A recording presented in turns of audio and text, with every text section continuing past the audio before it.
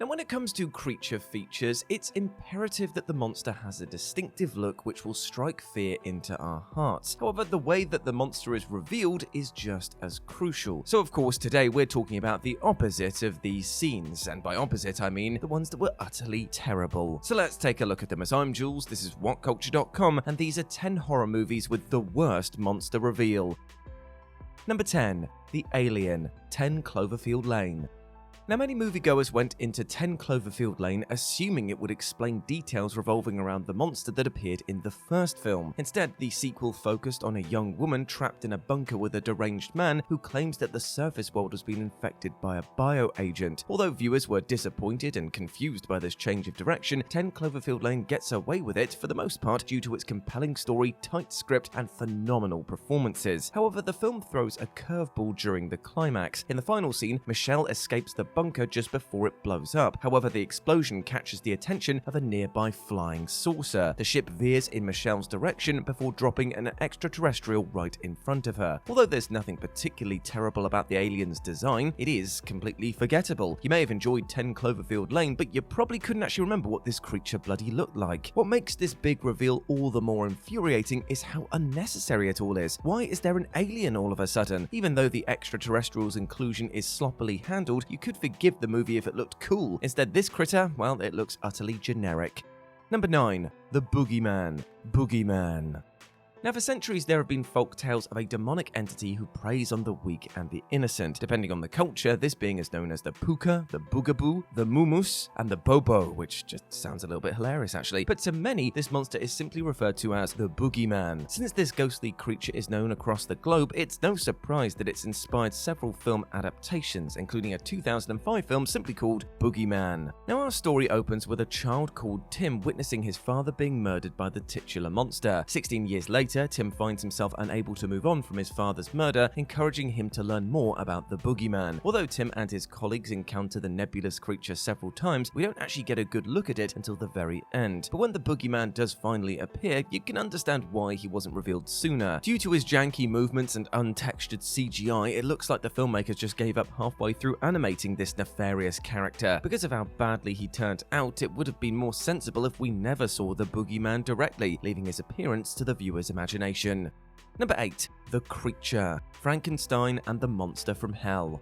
Between the 50s and 70s, Hammer Films released 7 Frankenstein films, with Peter Cushing portraying the titular character. In each installment, the mad scientist creates a brand new creature to carry out his master's bidding. For die-hard fans, it was interesting to see multiple incarnations of the Frankenstein's creature, rather than sticking with the traditional square head and neck bolts design. And because Frankenstein and the Monster from Hell was the last entry in the franchise, you think that the filmmakers would go all out with designing him. But when the deranged doctor reveals his latest creation, you can't help but snigger. The creature, portrayed by Darth Vader himself, David Prowse, is covered in a shaggy fur, making him resemble Bigfoot rather than Mary Shelley's iconic character. The mask he wears is so shoddily put together, you feel like it's going to crumble off at any moment. And worst of all, his scalp is completely hairless, which kind of makes the creature look like he's had a nasty run-in with a barber. So instead of looking like one of the most legendary figures in science fiction, this creature resembles a balding gorilla, meaning that I could have bloody played him.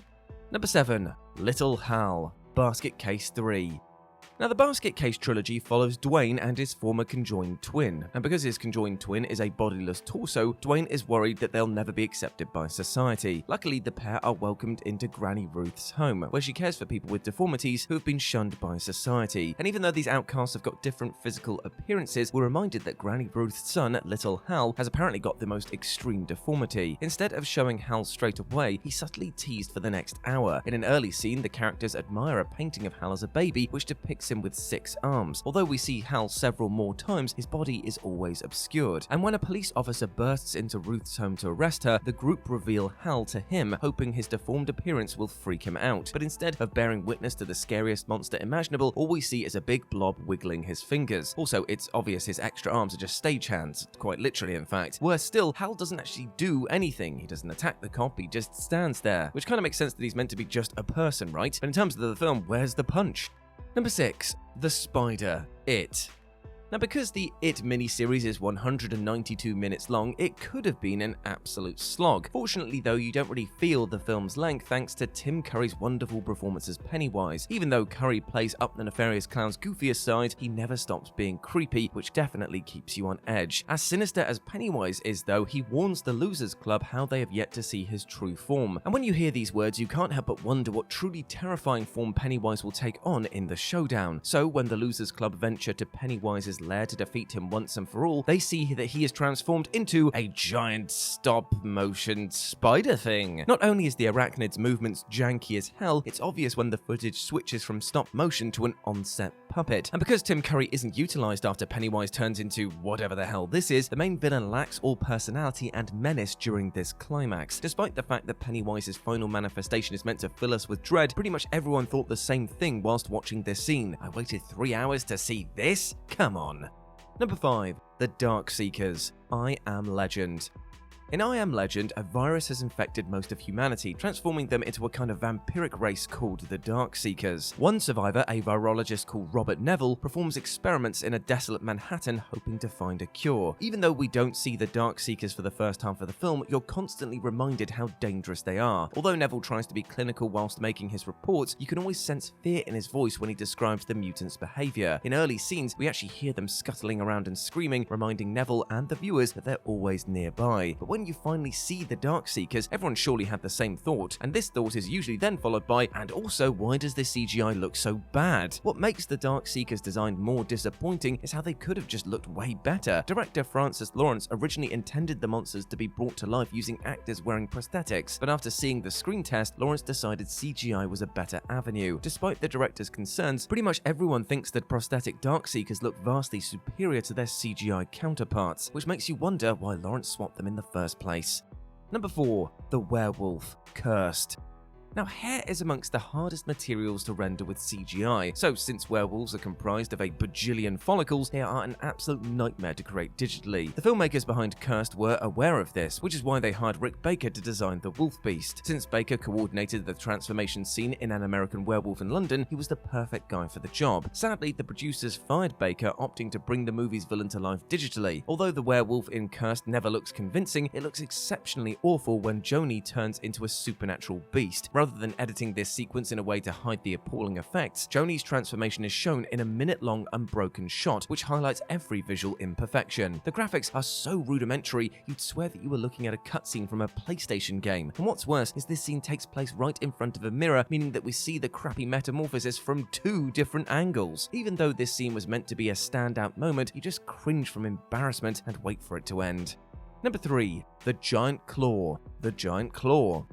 To make a monster reveal as effective as possible, some films will ensure that the creature's appearance is kept secret from the public. However, the studio behind the Giant Claw took this practice to a whole new level. Although the poster showed the titular beast's body, its face was obscured. According to the lead actor Jeff Morrow, none of the cast knew what the monster looked like until the premiere. And although the Giant Claw is a cheesy B-movie, it builds up its monstrous star quite well, constantly reminding us of its terrifying size and power. But when you finally see this behemoth, you realize why it remained hidden on the posters. The filmmakers weren't trying to build up anticipation, they were hiding the creature because they were ashamed of how stupid it looked. Instead of looking like a traditional monster, the Giant Claw resembles a mohawk sporting turkey. What makes it funnier is how the human characters become paralyzed with fear every time this cross-eyed marionette appears. It's been reported that the premiere was a disaster, since the audience laughed hysterically every time the Giant Claw was on screen, and Jeff Morrow was so embarrassed by the crowd's reaction, he snuck out of the theater before the movie was even over.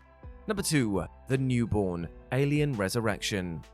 Alien Resurrection is unanimously regarded as the nadir of the Ridley Scott franchise. This unnecessary sequel was let down by its jarring tone, unconvincing CGI, and cheesy dialogue. Because it focuses more on the action rather than the horror, it barely feels like it takes place in the same Alien universe. However, there's one factor in Alien Resurrection that really ticked off longtime Alien fans. Because the story centers around the creation of a human/xenomorph hybrid, the filmmakers had to design a new extraterrestrial called the Newborn. The scriptwriter, Joss Whedon, Sweden, envisioned the creature having ivory white skin, hidden eyes, bulging red veins across its face, and spider-like legs. The newborn was also meant to be colossal, rivaling the queen in size, and even though this design sounds pretty terrifying, the newborn was redesigned into a gloopy, saggy monstrosity that looks like it couldn't fight its way out of a paper bag. As bad as the monster looks, it could have also been so much worse. For some baffling reason, the newborn was originally depicted having enormous male and female genitals. Thankfully, a studio executive had the common sense to convince the director to have the reproductive organs digitally removed. And number 1, the Langoliers. The Langoliers.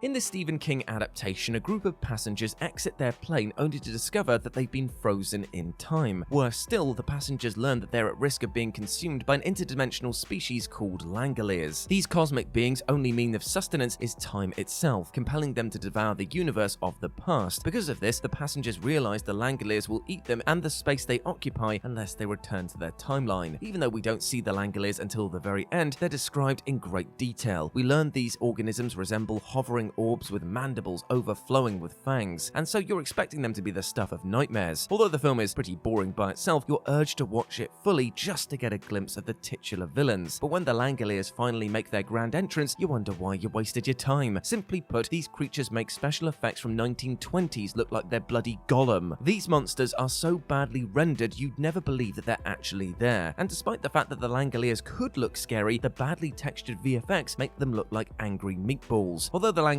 design is sure to be something viewers never forget, especially when you consider that Rick and Morty definitely stole this design, it's not for the reason that the filmmakers actually intended. And there we go, my friends. Those were 10 horror movies with the worst monster reveal. I hope that you enjoyed that, and please let me know what you thought about it down in the comment section below. As always, I've been Jules, and you can go follow me over on Instagram at RetroJ, but the O is a 0. Hope to see you over there. But before I go, I just want to say one thing. Hope you're treating yourself well with love and respect, my friend, because you deserve all the best things in life, alright? And do not let anything or anyone else tell you otherwise. You're a massive ledge, and I want you to go out there and smash it today. I believe in ya. As always, I've been Jules. You have been awesome. Never forget that, and I'll speak to you soon.